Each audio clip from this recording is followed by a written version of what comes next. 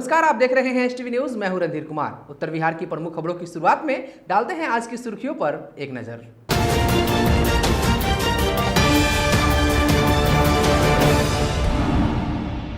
राजस्व न्यायालय के प्रशिक्षण प्राप्त करने आए न्यायाधीशों का प्रशिक्षण हुआ समाप्त। पूर्वी चंपारण जिलाधिकारी ने दी बधाई और मोमेंटो देकर किया सम्मानित। 71वीं वाहिनी एसएसबी कोरैया व महुआ कैंप के जवानों ने की कार्रवाई। 41,25,000 के मॉर्फिन पाउडर के साथ एक तस्कर को किया गिरफ्तार। शराब माफियाओं के विरुद्ध आक्रोशित हुए लोग, खुलेआम बिक रही शराब को लेकर निकाला विरोध मार्च। पूर्वी चंपारण जिलाधिकारी ने बरियारपुर स्थित सरकारी जमीन का किए निरीक्षण। सेंट्रल स्कूल एवं अनुमंडल कार्यालय के निर्माण के लिए नक्शा तैयार करने का दिए निर्देश। सड़क पर जल जमाव और बजबजाती नालियां बनी सिरिसवा बाजार की पहचान। यहां से नाक मुंह को ढककर गुजरने को मजबूर हैं राहगीर। मझौलिया प्रखंड क्षेत्र के नौतन खुर्द वार्ड नंबर 5 में अचानक लगी आग। अनाज, कपड़ा, बर्तन जलावन, पशु चारा सहित नकदी भी जलकर हुए खाक।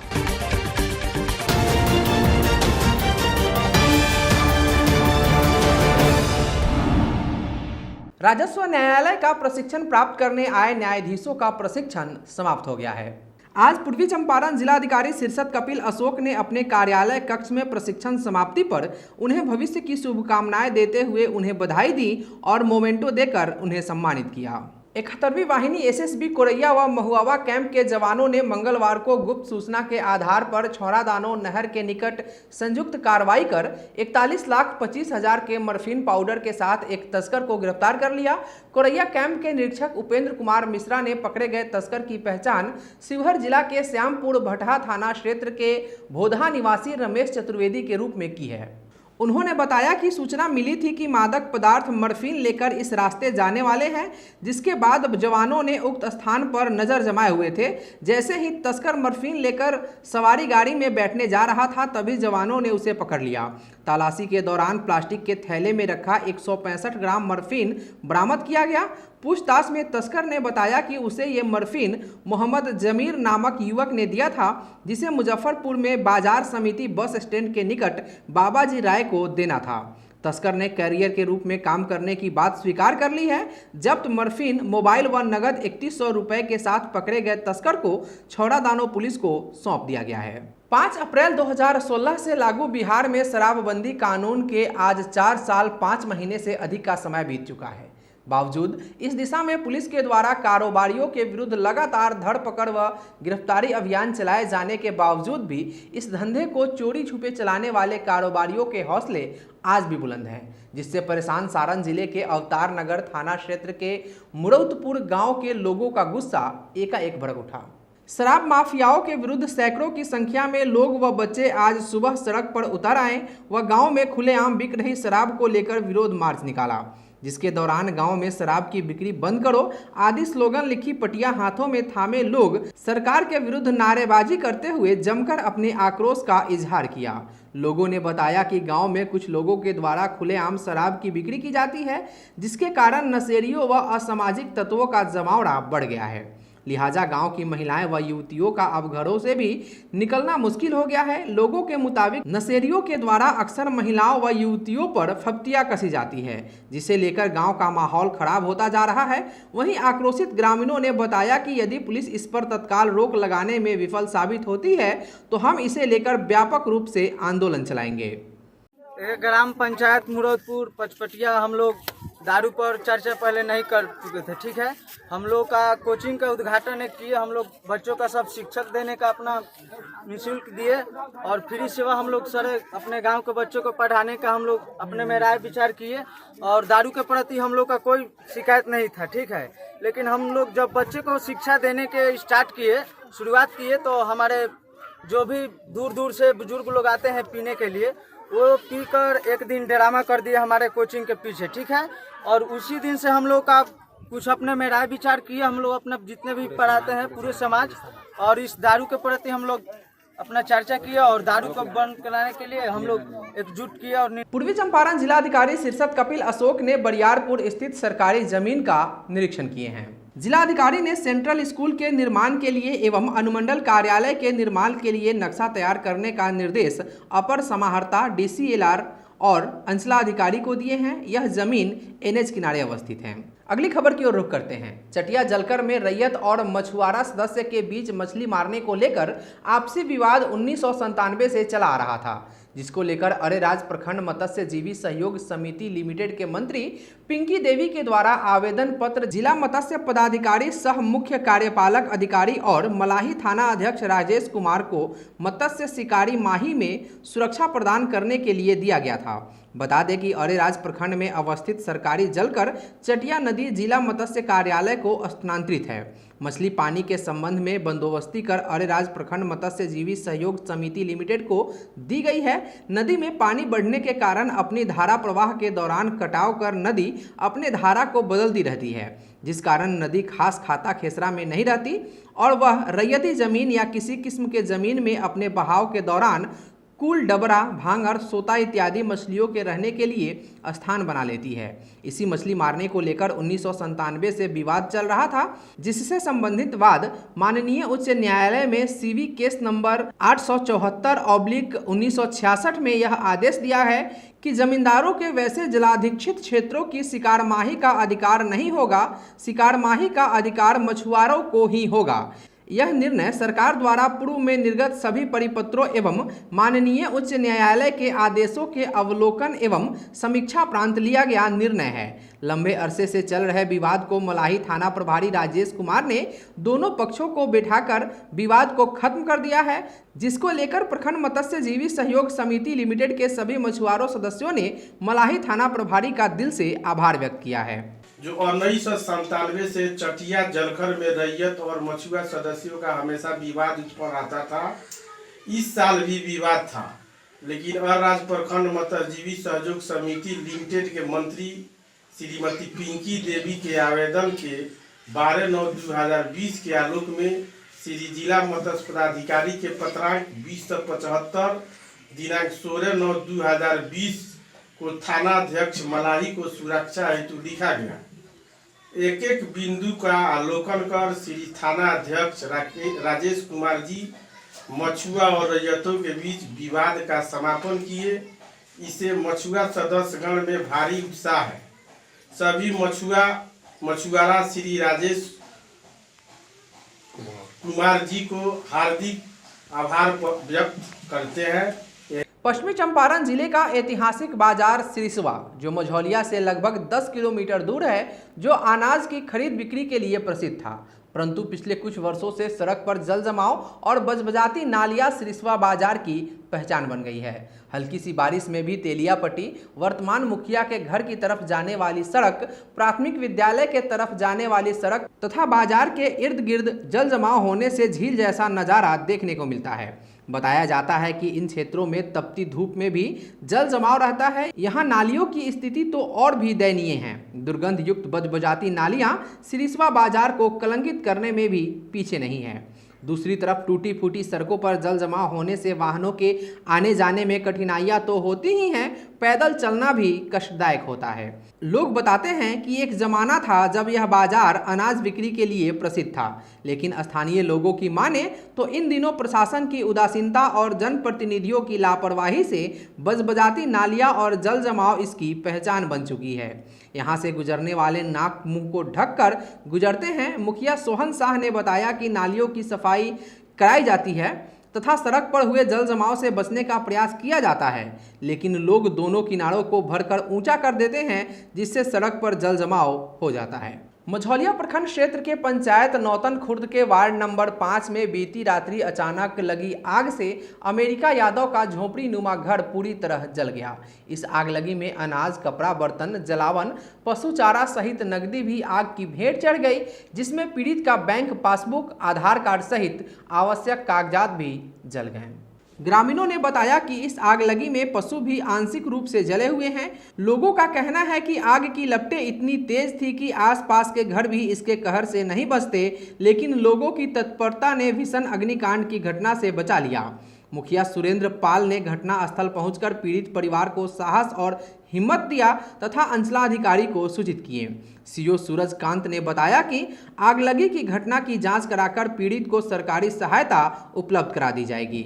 सौंसा घरे आगे पसर गई रहे पूरा, तब उठनी से तो माल खोल खोल के दुआर पर लगे से बेला सब दुआर पर आज सारी घर जरत रहे, तब चिल्लाए लगनी से रोड पर जाकर तो सब लोग दौड़ी ले तो लगनी लोग बुतावे चारों ओर से, तब आगे बुताइल बा। पूर्वी चंपारण जिले का केसरिया विधानसभा क्षेत्र राजनीतिक रूप से हमेशा चर्चा में रहा है, लेकिन आज इसकी सबसे बड़ी ख्याति ऐतिहासिक धरोहर से है।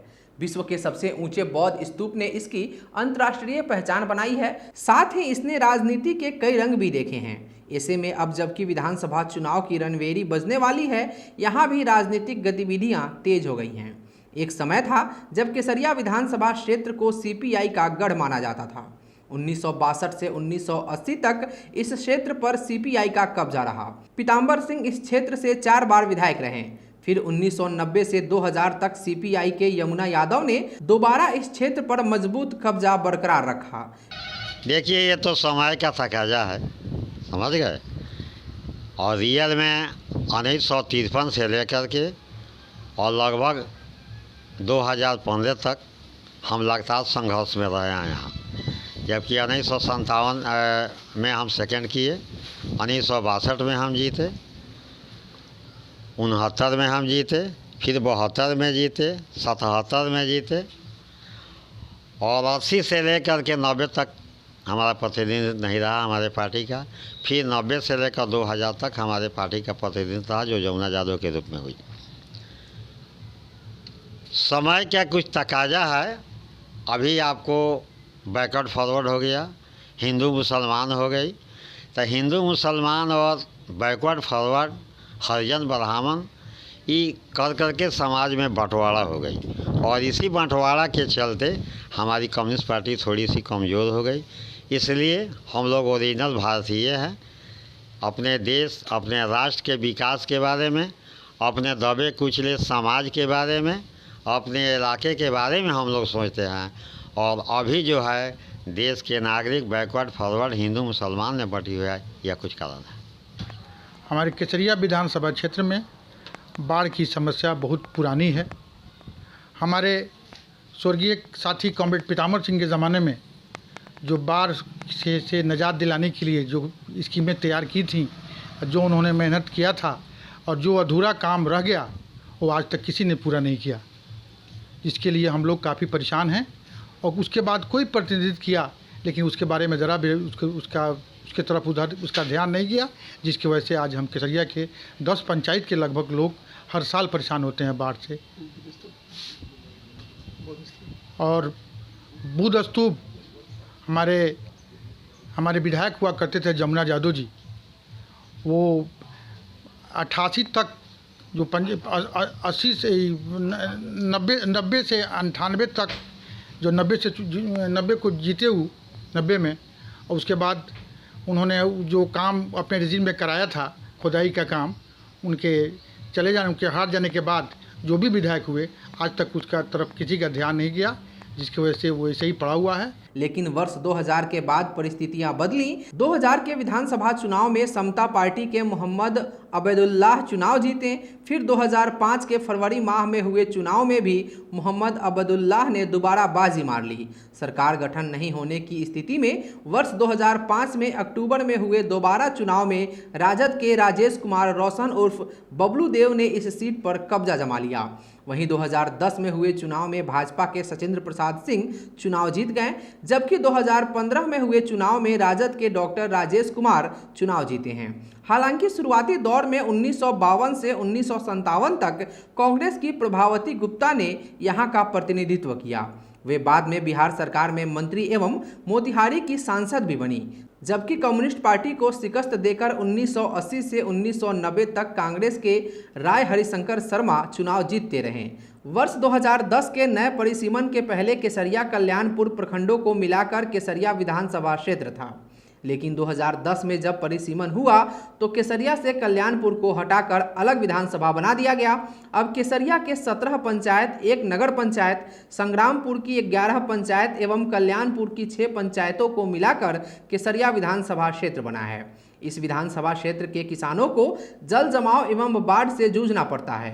प्रतिवर्ष जल जमाव से किसानों की हजारों एकड़ में लगी फसलें नष्ट हो जाती है, जिसके कारण केसरिया के 6 पंचायत के सैकड़ों किसान प्रभावित होते हैं। वहीं गंडक नदी की बाढ़ से प्रतिवर्ष केसरिया एवं संग्रामपुर के 1 दर्जन पंचायत के लोग प्रभावित होते हैं। गौरतलब है कि केसरिया में विश्व का सबसे ऊंचा बौद्ध स्तूप है, लेकिन ऐतिहासिक महत्व के अनुरूप आज तक इसका विकास नहीं हो सका है। वर्ष 1998 में भारतीय पुरातत्व सर्वेक्षण पटना अंचल द्वारा इस स्तूप का उत्खनन शुरू हुआ था, जो वर्ष 2001 तक लगातार चला। वर्ष 2001 में पुरातत्व अधीक्षक मोहम्मद केके ने इसे विश्व का सबसे ऊंचा बौद्ध स्तूप घोषित कर दिया। मोहम्मद केके के स्थानांतरण के बाद स्तूप के उत्खनन को किसी की नज़र लग गई और 22 साल बाद भी इस स्तूप के आधे भाग की ही खुदाई हो पाई है। स्तूप को देखने के लिए प्रतिवर्ष लगभग 2 लाख से ऊपर विदेशी पर्यटक Thailand, Japan, Myanmar, Bhutan, Nepal, America, रूस सहित विश्व के कोने कोने से यहाँ आते हैं। केसरिया कम्युनिस्टों का कभी गढ़ रहा है। यहाँ यह कम्युनिस्ट पार्टी की परंपरागत सीट है केसरिया विधानसभा क्षेत्र। यहाँ से 4 बार हमारे नेता पीताम्बर बाबू विधायक हुए और 2 बार जमुना यादव सीपीआई के उम्मीदवार के रूप में यहाँ से चुने गए। जब से चुनाव शुरू हुआ तब से अभी तक यहाँ कम्युनिस्ट पार्टी का उम्मीदवार लड़ते आया है और हमेशा इसको चाहे जीतता हो या हारता हो, लेकिन सम्मानजनक वोट हमें से मिला है। पिछले चुनाव में भी हमारे उम्मीदवार को भले 3 नंबर पर था, लेकिन वोट सम्मानजनक मिला। इसलिए कम्युनिस्ट पार्टी की दावा बनती है यहाँ महागठबंधन में कि यह सीट कम्युनिस्ट पार्टी को मिलनी चाहिए। दुख के साथ कहना पड़ता है कि 5 बार यहाँ से सांसद हैं अभी राधा मोहन बाबू। इस बीच में 2 बार भाजपा के विधायक भी रहे हैं, लेकिन केसरिया का बौद्ध स्तूप जो विश्व का सबसे बड़ा बौद्ध स्तूप है, उसके तरफ ये थोड़ा भी वे नज़र नहीं करते हैं। अगर एक केवल बौद्ध स्तूप का ही अगर विकास हो जाए तो इस पूरे इलाके की विकास हो सकता है। जैसा कि आप जानते हैं कि बौद्ध स्तूप के कारण ही इस इलाके में रोड के विकास हुई, बौद्ध स्तूप के कारण ही हम लोगों को रेलवे लाइन मिली। अगर बौद्ध स्तूप का विकास अगर सही माने में हो जाए तो इस इलाके के पूर्ण रूपेण विकास हो सकती है। जैसा कि आप जानते हैं कि यह एक टीला की तरह था, लेकिन जिस समय हमारे जमुना यादव जी विधायक थे सीपीआई के, उस समय इसके खोज करवा करके उसको बौद्ध स्तूप के रूप में इसको प्रकाशित किया गया और 90 से लेकर के और 2000 तक हमारे जमुना यादव जी विधायक रहे। उस पीरियड में 98 तक इस बौद्ध स्तूप की सफाई हुई, खुदाई हुई, मरम्मत का कार्यक्रम हुई और 98 से लेकर के आज तक इसकी खुदाई भी नहीं हो रही है, इसकी रखवाली भी नहीं हो रही है। लगता है ऐसा रहा तो निकट भविष्य में आते आते वह विश्व का जो सबसे बड़ा स्तूप है वह छोटा हो सकता है। आज के लिए बस इतना ही। एसटीवी न्यूज़ पर प्रसारित होने वाली खबरें, प्रोग्राम्स आप जीटीपीएल के चैनल नंबर 985 और डेन के चैनल नंबर 155 के साथ साथ आप अपनी सुविधा अनुसार मोबाइल फ़ोन पर भी देख सकते हैं। अगर आप हमें यूट्यूब के माध्यम से देखना चाहते हैं तो एसटीवी न्यूज़ के ऑफिशियल यूट्यूब चैनल को सब्सक्राइब करें और बेल आइकॉन दबाकर ताज़ा वीडियोस की नोटिफिकेशन प्राप्त करें। फेसबुक पर हमारे साथ जुड़ने के लिए एसटीवी न्यूज़ के फेसबुक पेज को लाइक करें और ट्विटर पर एसटीवी न्यूज़ को फॉलो करें। तमाम लेटेस्ट अपडेट के लिए देखते रहिए उत्तर बिहार का सबसे तेजी से उभरता न्यूज़ चैनल एसटीवी न्यूज़, सच की आवाज़। नमस्कार।